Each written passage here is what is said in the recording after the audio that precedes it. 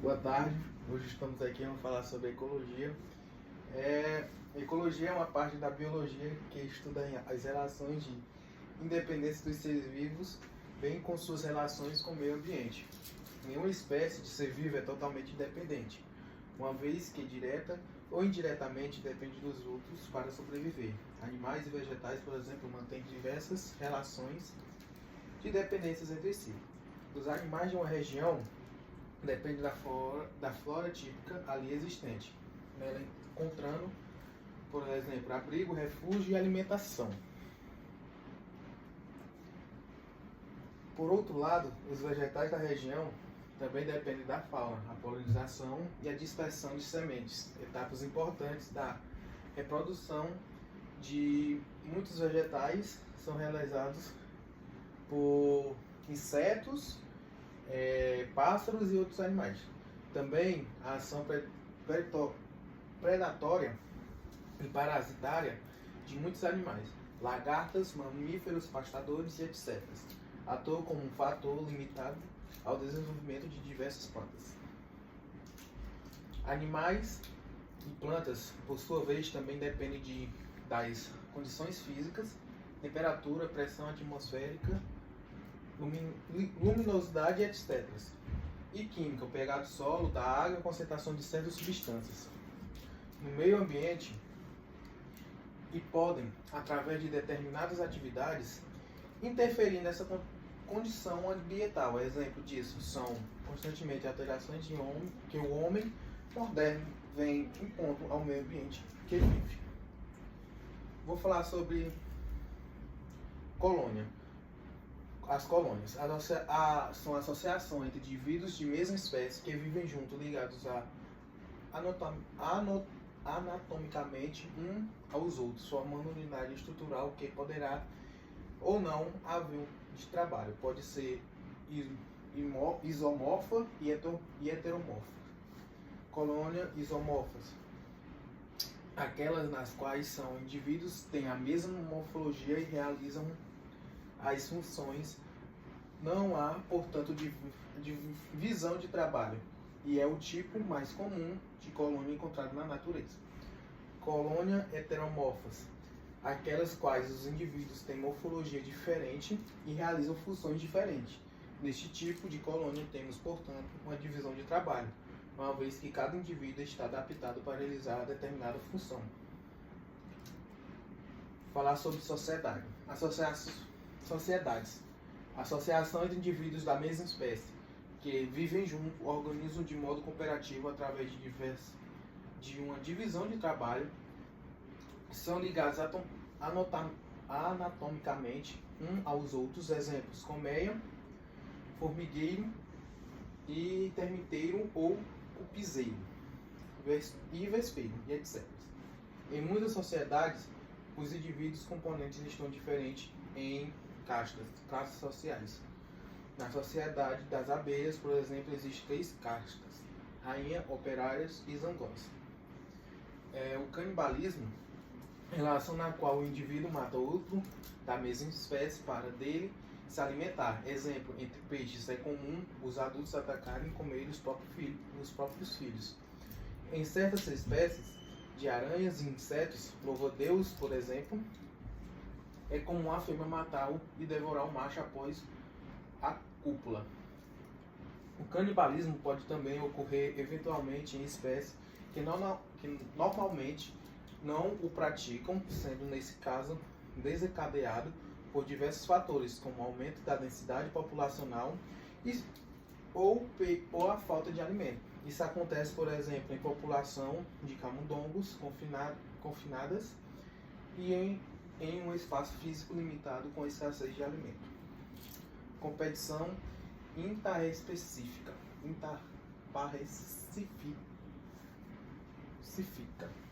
Competição intraespecífica consiste numa disputa entre indivíduos da mesma espécie pelos mesmos fatores, alimento e espaço. Exemplo: em muitas espécies de animais, por ocasiões de reprodução, os machos disputam as fêmeas. Os predadores afastam-se e o vencedor forma um verdadeiro harém. encarregando-se de perpetuação de espécies junto às suas fêmeas. O mutualismo, associação entre indivíduos de espécies distintas que se beneficiam mutualmente. Os associados que um grau de dependência recíproca tão acentuado com a consistência deles passa a ser obrigatório. Isto é, os indivíduos não conseguem mais sobreviver isolados de um dos outros. Entre os últimos exemplos de mutualismo destacam os líquens e as micorrizas, as bacteriorrizas, a associação entre os ruminantes e micro-organismos produtores de celulase, e a associação entre os cupins e protozoários produtores de celulase. Os líquens são a associação entre algas unicelulares ou cianobactérias com fungos. As algas sintetizam matéria orgânica através da fotossíntese e fornecem os fungos a partir do alimento produzido. Os fungos, por sua vez, retiram a água e sais minerais do substrato, fornecendo-os às algas. Além disso, os fungos envolvem as suas linfas, o grupo de algas, protegendo-as contra a desidratação. A protocooperação ou cooperação, associação entre duas espécies que também se beneficiam mutualmente sem, entretanto, estabelecer um grau de dependência obrigatória, como acontece no mutualismo. Na protocooperação, portanto, a coexistência das espécies não é obrigatória, por isso alguns autores também chamam a protocooperação de mutualismo. Não é obrigatório. Mutualismo facultativo ou mutualismo sem dependência obrigatória, em relação a paguru com a ciquitinha, o anu e o gado, e o pássaro palito com o crocodilo. São alguns exemplos de protocooperação. Já o comercialismo, associação entre indivíduos de espécies diferentes, na qual apenas uma das espécies é beneficiada, sem, entretanto, haver prejuízos para a outra, é, portanto, uma relação harmônica unilateral. A espécie beneficiada é chamada de comercial e o benefício que recebe da outra pode ser alimento, abrigo ou transporte. Assim temos o comercialismo de alimentação, comercialismo de abrigo, comercialismo de transporte e etc. Um exemplo é a remora, que é o peixe-piolho. Possui uma ventosa, o órgão de fixação no alto da sua cabeça. Com a sua ventosa, a remora fixa-se na região ventral de um tubarão, passando a ser transportada por ele.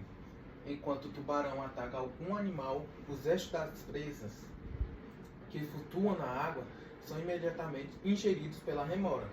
Nesse relacionamento envolve a remora e o tubarão. Temos um comercialismo de transporte e um comercialismo de alimentação. Os inquilismos, relação a qual uma espécie procura abrigo ou suporte no corpo de indivíduos de uma outra espécie, que sem prejudicá-la.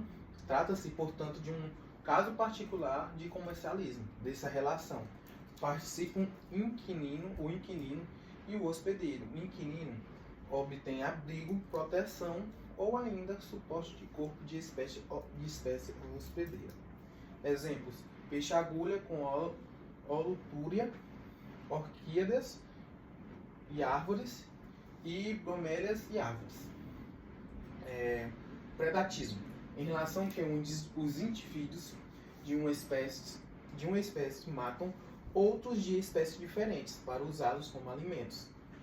Os indivíduos beneficiados diretamente são os predadores, enquanto os indivíduos mortos são as presas. O predador e a presa nunca são das mesmas espécies. O predatismo exerce um papel regulador, contribuindo para manter a população de presas e predadores de uma região ou estado de equilíbrio. Em geral, a elevação do número de presas numa região propicia também um aumento de números de predadores devido à maior disponibilidade de alimento no ambiente. Em consequência do aumento do número de predadores, o número de presas diminui, que acarreta também uma redução da população de predadores. Por sua vez, a redução da população de predadores permite a recuperação da população de presas, que se elevam assim sucessivamente. Dessa maneira, as duas populações não se extinguem e nem entram em superpopulação, permanecendo em equilíbrio do ambiente. Falar agora sobre o parasitismo. Em relação aos indivíduos de uma espécie que vivem às custas de indivíduos de outra espécie, dos quais retiram alimentos prejudicados e beneficiados, é chamados de parasita ou bionte, e o prejudicado, hospedeiro ou biosado. Os hospedeiros, em geral, são, para os parasitas, fontes de alimentos e habitat. Por isso, o sucesso de um parasita é normalmente maior quanto menos incômodos os prejuízos causam à espécie hospedeira. Uma vez que a morte do hospedeiro representa também a perda do habitat para o parasita, de um modo geral, a morte do hospedeiro não é conveniente ao parasita, mas o despeito disso, muitas vezes ela ocorre. O parasitismo é uma relação que também exerce uma influência na densidade populacional, uma vez que debilita o organismo do hospedeiro, tornando-a mais sustentáveis e outras doenças e infecções, diminuindo o tempo de vida e, consequentemente, aumentando a taxa de mortalidade da população de espécie hospedeira. Quanto ao tamanho, os parasitas podem ser classificados como micoparasitas e macroparasitas. O nome já diz, micoparasitas é o caso de exemplo de vírus ou bactérias patogênicas, causadores de doença, e muitos protozoários. Os macroparasitas são visíveis a olho nu, exemplos: piolho, carrapato, lombriga e tênia, que é a solitária. Quanto à localização do hospedeiro, o parasita se diferencia dos ecoparasitas e endoparasitas. Os ectoparasitas são encontrados na superfície externa da epiderme, pelos, unha, etc., no corpo do hospedeiro, exemplo: piolho, pulga e carrapato. O endoparasita vive internamente no corpo do hospedeiro, exemplos: lombriga, tênia e o Trypanosoma cruzi, o protozoário causador da doença de Chagas. Quanto à necessidade de realização do parasitismo, para sua sobrevivência, os parasitas podem ser obrigatórios ou facultativos. Os obrigatórios têm no parasita a única forma de obtenção de alimento. A maioria dos parasitas é desse tipo, exemplo: lombriga, tênia e vírus. Facultativos podem se adaptar ou encontrar formas de obtenção de alimentos, diferente do parasitismo. Os parasitas desse tipo são raros, exemplos: larvas de certas moscas podem viver como parasitas, desenvolvendo-se em feridas existentes no corpo do hospedeiro, mas também podem se desenvolver no esterco, que é um meio rico de matéria orgânica, restos orgânicos. Quanto ao tempo de permanência junto ao hospedeiro, distingue-se os parasitas em permanentes, temporários e provisórios. Os permanentes mantêm-se ao seu hospedeiro por toda a vida, mas são os mais comuns e dispenso exemplos. Os temporários só procuram o hospedeiro quando tem fome. Saciado o apetite, eles abandonam o hospedeiro, exemplo: pulgas e fêmeas de algumas espécies de mosquitos, que são os pernilongas. Provisórios exercem o parasitismo apenas durante certas fases de suas vidas. Exemplo, as moscas berneiras são parasitas apenas na fase larvária, quando causam o berne ou bicheira nos animais. Ou se tornarem adultas, deixam o hospedeiro e passam a se alimentar de uma matéria orgânica em decomposição encontrada no meio ambiente. Quanto à capacidade de parasitar uma ou mais espécies de hospedeiro, os parasitas podem ser classificados como euristenos e estenócenos. Os euristenos parasitam diversas espécies. Exemplo, o protozoário da doença de Chagas é capaz de parasitar um homem, o tatu, o cão, um gambá e muitas outras espécies. Os estenócenos apresentam acentuada especificidade de hospedeiro, isto é, parasitam sempre uma única e mesma espécie. Exemplo, o bacilo de Assen, bactéria causadora da lepra. São parasitas do homem. Só parasita o homem. Ele não se adapta, por exemplo, ao organismo do cão. Logo, não existe lepra entre os cães. Por seguinte, a expressão cão leproso às vezes é usada, vem do equívoco de leishmaniose cutânea, que comete também aos cães. É bastante parecido com a lepra, doença grave que causa destruição nos tecidos. O cão supostamente leproso possui, na realidade, a leishmaniose e não a hanseníase. Enquanto o ciclo evolutivo, o ciclo de vida, os parasitas se classificam em conoxenos e heteroxenos. O monoxenos completa seu ciclo evolutivo em um único hospedeiro. Heteroceno completa seu ciclo evolutivo em mais de um hospedeiro. Exemplo, Athenia sanguinata, a solitária. Quando a fase de larva é encontrado parasitado, o boi. E quando na fase adulta o parasita o homem. Assim, é um ciclo evolutivo, se passa em dois hospedeiros, o boi e o homem. Geralmente, os parasitas heterocenos passam por dois hospedeiros, tentando alguns exemplos que passam por mais de dois hospedeiros. É o caso da latum, a verme que evolui para a larva primeiramente no microcrustáceo, depois no peixe, e termina o seu desenvolvimento atingindo a maturidade no homem. No caso de parasitas heterocenos, os diferentes hospedeiros os diferentes hospedeiros porque passam são classificados definitivamente intermediários. Os hospedeiros definitivamente é aqueles que o parasita se encontra na fase adulta ou aquele no qual o parasita se reproduz sexuadamente. O hospedeiro intermediário é aquele que o parasita se encontra na fase de larva ou aquele em que o parasita se reproduz assexuadamente.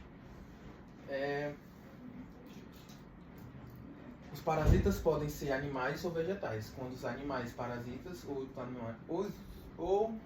outro animal, o parasita é chamado de zoático e ácaris lubricoides. É um exemplo de parasita exótico. Quanto um animal parasita um vegetal ou parasita de dito exótico, é caso, por exemplo, de pulgões, insetos e parasitas plantas. Insetos que parasitam plantas, roubando-lhes a serve de elaborado. O amensalismo, relação entre que os indivíduos de uma espécie eliminam substâncias no meio que prejudicam e inibem o crescimento e a reprodução de outras espécies com as quais convivem. A substância liberada pela espécie inibitória pode ter ou não efeito letal sobre a espécie amensal, a espécie prejudicada pela inibição do seu desenvolvimento ou reprodução. Algumas espécies de fungos produzem e liberam no meio em que vivem substâncias antibióticas que inibem o crescimento ou reprodução de bactérias. O fenômeno da maré vermelha, resultante da superpopulação de algas microscópicas no grupo das pirofitas e de dinoflagelados, e outros exemplos de amensalismo. Essas algas liberam toxinas que, em altas concentrações no meio, provocam a morte de inúmeras outras espécies marinhas, peixes, crustáceos, moluscos e etc., além do clorofila.